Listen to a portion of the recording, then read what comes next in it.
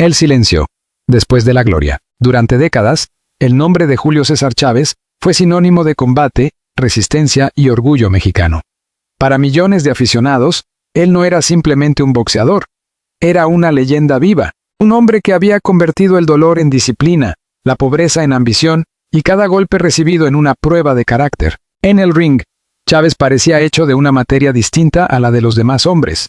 Caminaba hacia adelante, aunque el rival lo castigara, bajaba la cabeza, apretaba la mandíbula y respondía con esa furia controlada que tantas noches hizo vibrar a México entero. Pero fuera del cuadrilátero, lejos de las luces, de los aplausos y de los cinturones, existía otro Julio.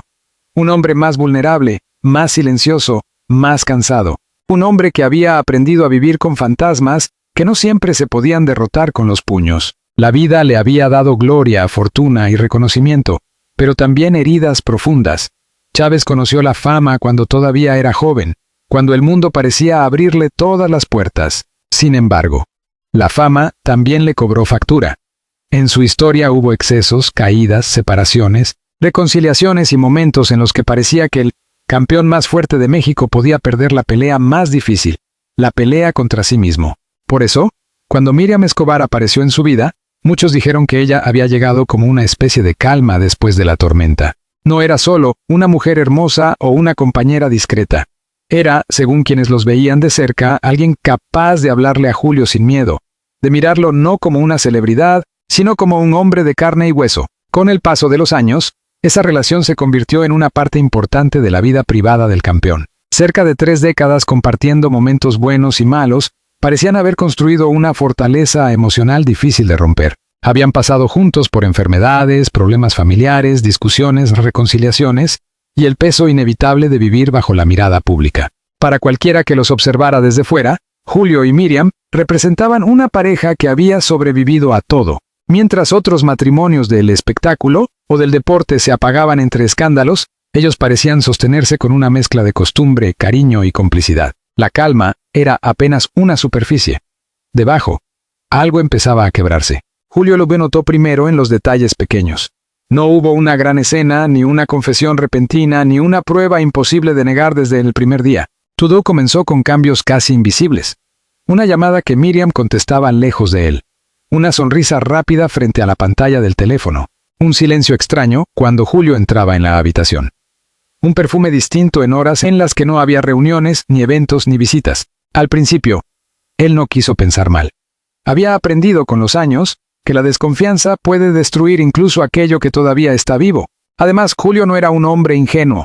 Sabía que el matrimonio, después de tantos años, cambia. Ya no se vive con la intensidad del primer día. A veces el amor se vuelve rutina. A veces la rutina se disfraza de paz. Y a veces la paz es simplemente cansancio. Estoy imaginando cosas, se repetía. Sin embargo, había algo que no lograba tranquilizarlo.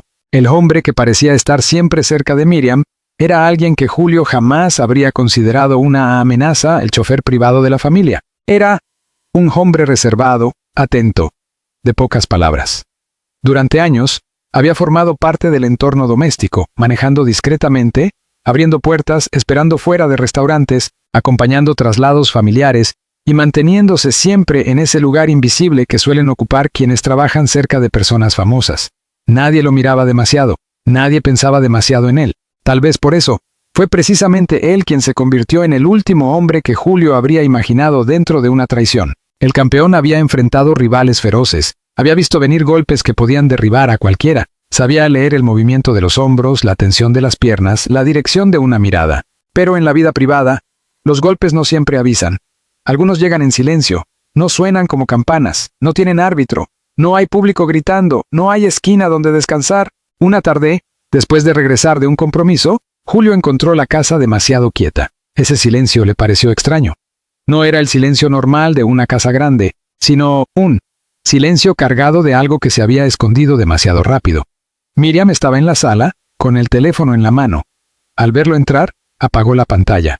Julio no dijo nada. Durante años, había aprendido a controlar su carácter. Antes, tal vez habría explotado, habría preguntado, habría exigido, habría golpeado una mesa. Pero esa tarde solo la miró. ¿Todo bien?, preguntó. Miriam sonrió apenas. Sí, todo bien. La respuesta fue correcta, pero no sonó verdadera. Esa noche, mientras cenaban, Julio observó cada gesto, el modo en que ella evitaba sostenerle la mirada demasiado tiempo, la forma en que parecía escuchar, pero no estar realmente presente. Él habló de cosas comunes, una entrevista, un viejo amigo, un viaje pendiente, un dolor en la rodilla que volvía cuando cambiaba el clima. Miriam respondió con frases breves. La distancia entre ellos no estaba en la mesa, estaba en el aire. Después de cenar, Julio salió al jardín. El cielo estaba oscuro, y por un instante volvió a sentirse como aquel muchacho de Sonora, que soñaba con llegar lejos sin saber cuánto dolería el camino. Pensó en todo lo que había vivido. Pensó en las noches en que México entero gritaba su nombre. Pensó en los años en que se sintió invencible. Pensó también en sus errores, en sus excesos, y en todas las veces que la vida le había mostrado que ningún campeón gana siempre. Entonces escuchó una voz. No era la voz de Miriam, sino la del chofer, hablando por teléfono cerca del área de servicio. Julio no alcanzó a oír todo, pero sí una frase que lo dejó inmóvil. No puedo hablar ahora. Él está aquí. Él. Julio sintió que algo se le helaba por dentro. No era una prueba. No era suficiente para acusar a nadie. Pero en el corazón de un hombre que ya sospecha, una frase puede ser como una gota de veneno. Esa noche, no durmió. Permaneció despierto, mirando el techo, escuchando la respiración de Miriam a su lado y preguntándose cuándo se había abierto aquella grieta entre los dos. A la mañana siguiente, el chofer actuó como siempre. Saludó con respeto, abrió la puerta del auto, preguntó la ruta. Todo en él parecía normal. Demasiado normal. Julio lo miró a los ojos durante unos segundos más de lo habitual. ¿Desde cuándo trabajas con nosotros?, preguntó de pronto. El hombre pareció sorprendido. Son varios años, señor. Sí, respondió Julio, varios años. No dijo más. El trayecto fue largo y silencioso. Mientras el auto avanzaba por la ciudad, Julio observaba el reflejo del chofer en el espejo retrovisor. Quería encontrar culpa en su rostro, un gesto, una señal, pero el hombre no mostraba nada. Esa tranquilidad le molestó más que cualquier nerviosismo. El campeón sabía algo que muchos olvidaban. Los golpes más peligrosos no siempre son los más fuertes, sino los que uno no ve venir. Durante los días siguientes, la sospecha creció. Miriam salía con más frecuencia. Decía que tenía compromisos, reuniones, asuntos personales. Julio no la perseguía, pero preguntaba. Ella respondía sin titubear, aunque sus respuestas parecían preparadas. A veces, cuando él entraba en una habitación, ella cambiaba de tema. Otras veces, el chofer aparecía en lugares donde no parecía necesario que estuviera. Julio empezó a sentirse extranjero en su propia casa. Esa sensación era peor que los celos. Los celos todavía permiten discutir, reclamar, pedir explicaciones. Pero sentirse extranjero en el lugar donde uno ha vivido durante años es otra cosa. Es entrar a una habitación y notar que los objetos siguen siendo tuyos, pero el ambiente ya no te pertenece. Es mirar a la persona con la que compartiste décadas y sentir que algo suyo se ha ido a un lugar donde no puedes entrar. Julio no era un santo. Él conocía el peso de los errores, sabía que la vida sentimental de cualquier persona pública puede estar llena de contradicciones. Quizá por eso la sospecha le dolía doblemente. No solo por lo que Miriam pudiera haber hecho, sino porque lo obligaba a mirar hacia atrás, a recordar sus propias sombras, a preguntarse si la vida simplemente le estaba devolviendo un dolor antiguo con otro rostro. Pero incluso quien ha cometido errores puede sufrir una traición. Incluso quien ha fallado puede quebrarse cuando descubre que la persona que creía su refugio quizá ya no está de su lado. La confirmación llegó una noche lluviosa. Julio había cancelado un compromiso a última hora. Nadie lo esperaba en casa tan temprano. El auto que debía recogerlo no apareció, así que pidió otro transporte y regresó sin avisar. Al llegar, notó que las luces de la sala estaban apagadas, pero había movimiento en el interior. Caminó despacio. No por miedo, sino porque una parte de él deseaba estar equivocado. A veces, el ser humano prefiere vivir unos segundos más en la duda antes que entrar de golpe en la verdad. La puerta del estudio estaba entreabierta. Desde el pasillo, Julio escuchó la voz de Miriam. Era una voz baja, nerviosa, distinta a la que usaba con él. Luego, escuchó la voz del chofer. No necesitó oír demasiado. Bastaron unas pocas palabras, una cercanía imposible de justificar, un tono que no pertenecía a una conversación laboral. Julio empujó la puerta. El tiempo pareció detenerse. Miriam se volvió pálida. El chofer retrocedió como si hubiera sido sorprendido en medio de un delito. Ninguno habló al principio. Y Julio, el hombre que había enfrentado estadios llenos, cámaras, rivales, críticos y demonios personales, se quedó inmóvil. No gritó. Eso fue lo que más asustó a Miriam. El silencio de Julio era más fuerte que cualquier estallido. Sus ojos no mostraban furia inmediata, sino algo mucho más profundo. Decepción. Una decepción vieja, cansada, como si en ese instante se le hubieran venido encima todos los años vividos, todas las promesas hechas, todas las noches compartidas, todos los recuerdos que ahora parecían manchados por una verdad insoportable. «Julio», intentó decir Miriam. Él levantó una mano. «No, una sola palabra». El chofer miró al suelo. Miriam empezó a llorar, pero Julio no sabía si aquellas lágrimas nacían del arrepentimiento o del miedo a haber sido descubierta. Esa duda le dolió más que la escena misma. «¿Cuánto tiempo?», preguntó él finalmente. Nadie respondió. «Te pregunté cuánto tiempo». Miriam cerró los ojos. «No fue como piensas». Julio soltó una risa breve, amarga, sin alegría. Eso dicen todos cuando ya no queda nada que explicar. El chofer intentó hablar, quizá pedir perdón, quizá justificarse. Julio lo miró con una frialdad que lo hizo callar. «Tú no hablas», dijo. «Tú sales de mi casa». El hombre obedeció. No hubo golpes. No hubo amenaza. No hubo escena violenta. Solo la orden seca de un campeón derrotado en el único lugar donde jamás quiso pelear. Su hogar. Cuando el chofer salió, Julio y Miriam quedaron solos. La lluvia golpeaba los cristales. En otra época, ese sonido habría sido íntimo, casi romántico. Ahora parecía el ruido de algo rompiéndose lentamente. «Julio, escúchame», dijo ella. «Te escuché durante casi 30 años. Cometí un error». «No», respondió él. «Un error es una palabra. Una equivocación. Un momento. Esto no fue un error. Esto fue una decisión». Miriam lloró con más fuerza. Le habló de soledad, de distancia, de heridas acumuladas, de momentos en que se sintió invisible al lado de una leyenda demasiado grande. Dijo que no había querido hacer daño. Dijo que todo se había salido de control. Dijo muchas cosas. Julio escuchó sin interrumpir, pero mientras la oía, entendió algo terrible. Una explicación no siempre repara lo que destruye. Hay palabras que llegan tarde. Hay perdones que, aunque se pidan de rodillas, no logran devolver la confianza al lugar donde estaba. Para Julio, la traición no era únicamente la presencia de otro hombre. Era haber vivido bajo el mismo techo con una mentira. Era haber saludado al chofer cada mañana sin saber que ese hombre guardaba un secreto dentro de su propia casa. Era haber confiado en rutinas, horarios, viajes, silencios. Era haber pensado que después de tantas guerras personales al fin tenía un puerto seguro. Descubrir que también allí había tormenta. Esa noche, Julio no durmió en la habitación principal. Se encerró en otro cuarto, solo. No llamó a nadie. No quiso que sus hijos supieran. No quiso que la prensa oliera sangre. No quiso escuchar consejos. Por primera vez en mucho tiempo, no quería ser leyenda, ni campeón, ni figura pública. Quería ser simplemente un hombre al que nadie mirara mientras se rompía. Se sentó en una silla y permaneció allí hasta el amanecer. En su mente se mezclaban imágenes de toda una vida. El joven boxeador entrenando con hambre, las primeras victorias, los cinturones, las multitudes, las noches de exceso, las clínicas, las recaídas, las promesas de cambio, el nacimiento de sus hijos, las conversaciones con Miriam, las fotos familiares, los viajes, las celebraciones, los momentos en que ella le había tomado la mano y le había dicho que todo estaría bien. ¿En qué momento dejó de estar bien? Esa era la pregunta que más dolía, porque una traición no empieza el día en que se descubre. Empieza mucho antes, en alguna conversación que no se tuvo, en alguna tristeza que se ocultó, en alguna distancia que ambos dejaron crecer. Pero descubrirla de golpe hace que todo parezca mentira. Incluso lo que fue verdadero comienza a ser sospechoso. Al amanecer, Julio salió al pasillo. La casa parecía distinta. Los cuadros, los muebles, los trofeos, todo seguía en su lugar, pero nada se sentía igual.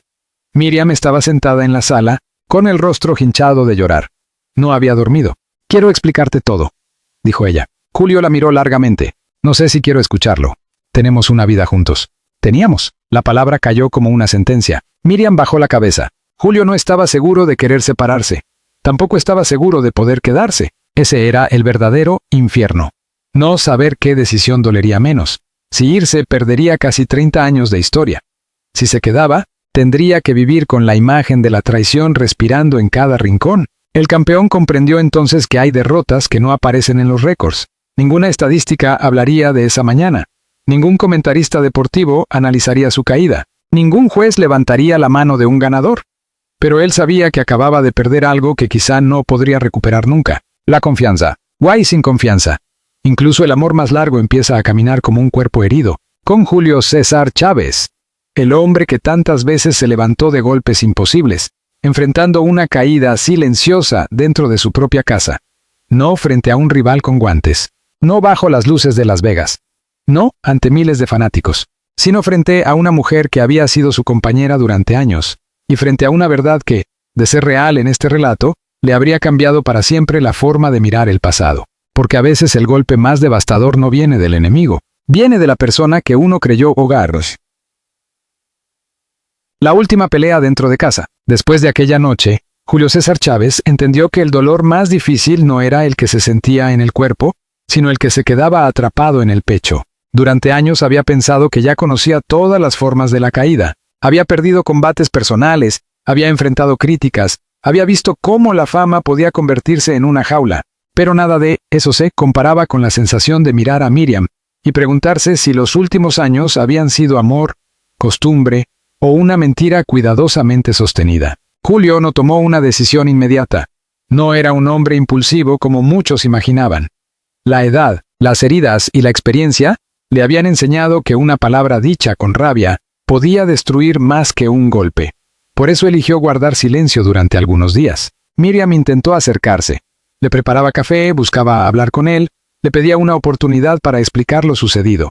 Decía que se había sentido sola, que entre ellos ya no existía la misma cercanía de antes, que nunca quiso humillarlo ni destruir la familia. Pero Julio escuchaba esas palabras como quien oye una voz desde muy lejos. «No me duele solo lo que hiciste», le dijo una tarde. «Me duele que lo hayas hecho en mi casa, con alguien que yo saludaba todos los días». Miriam rompió en llanto. «Me equivoqué, Julio». Él negó con la cabeza. «No fue una equivocación. Fue una traición». La frase dejó la habitación en silencio. Durante las semanas siguientes, la casa se convirtió en un lugar extraño.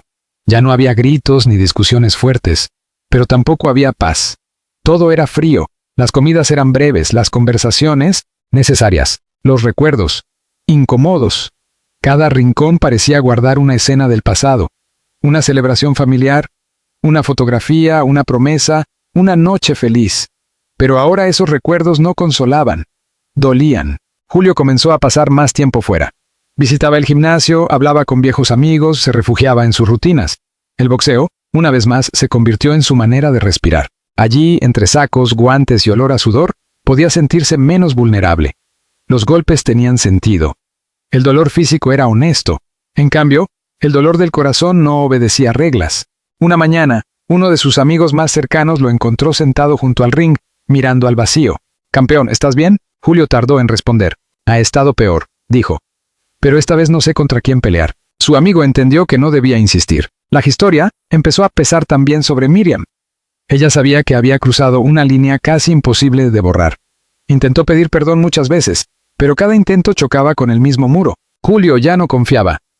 Y eso cuando la confianza desaparece, incluso una mirada sincera parece sospechosa. Una noche, ella le pidió una conversación definitiva. «No quiero que terminemos así», dijo. Julio la miró con cansancio. «¿Y cómo querías que terminara?» «Quiero reparar esto». «Hay cosas que no se reparan, Miriam. Se sobreviven». Esa frase fue el verdadero final entre ellos. No hubo escándalo público. No hubo declaraciones explosivas, no hubo insultos frente a cámaras. Julio sabía demasiado bien cómo trabaja la prensa. Sabía que cualquier palabra suya podía convertirse en titular, que cualquier gesto podía alimentar rumores, que su dolor podía ser vendido como espectáculo. Por eso eligió proteger lo poco que quedaba de dignidad. Ante el mundo, guardó compostura. Pero dentro de casa, la separación emocional ya era evidente. Miriam permanecía allí, pero la relación que habían conocido durante casi 30 años ya no existía. Era como una fotografía quemada por los bordes. Todavía se reconocían las figuras, pero la imagen completa estaba dañada para siempre. Julio pasó por varias etapas. Primero fue la incredulidad. Luego, la rabia. Después vino una tristeza silenciosa, más profunda que cualquier enojo. Finalmente llegó una especie de aceptación amarga. Comprendió que no podía obligar al pasado a seguir siendo hermoso. Tampoco podía vivir encarcelado en la pregunta de por qué ocurrió. Una tarde, a él mirar una vieja fotografía de ambos, no sintió odio. Sintió duelo. Ese fue el momento en que supo que la historia había terminado. No porque dejara de doler, sino porque ya no quería seguir peleando por algo que lo estaba destruyendo. Julio decidió alejarse sin convertir su sufrimiento en venganza. Pidió respeto, distancia y silencio. No buscó destruir a Miriam, aunque se sintiera destruido. No persiguió al chofer, aunque la humillación todavía le ardiera. Eligió una salida difícil, cargar con el dolor sin permitir que el dolor lo convirtiera en alguien peor.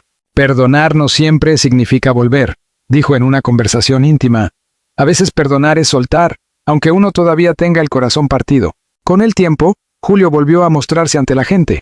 Sonreía cuando era necesario, hablaba de boxeo, de disciplina, de familia, de errores y segundas oportunidades. Pero quienes lo conocían bien notaban algo distinto en su mirada. Ya no era solo la mirada del campeón envejecido por los años. Era la mirada de un hombre que había perdido una batalla invisible. Aún así no se rindió. Porque si algo definía a Julio César Chávez, incluso en esta historia imaginada, era su capacidad de levantarse. No siempre de inmediato. No siempre entero. Pero sí con la dignidad suficiente para seguir caminando. El capítulo más triste de su vida privada no terminó con una victoria clara. Terminó con una enseñanza dura. A veces el amor no muere por falta de cariño, sino por exceso de heridas. A veces una familia no se rompe en un día, sino en una sucesión de silencios. Y a veces el golpe que cambia para siempre a un hombre no viene de un rival, sino de la persona que alguna vez llamó hogar. Así, después de casi 30 años junto a Míriam Escobar, Julio cerró una puerta que jamás imaginó cerrar. No lo hizo como campeón invencible, sino como ser humano herido. O ahí quizá ahí estaba la verdad más dolorosa de todas. Incluso los hombres más fuertes también se quiebran, pero también se levantan. Y Julio, aunque con el alma marcada, volvió a ponerse de pie.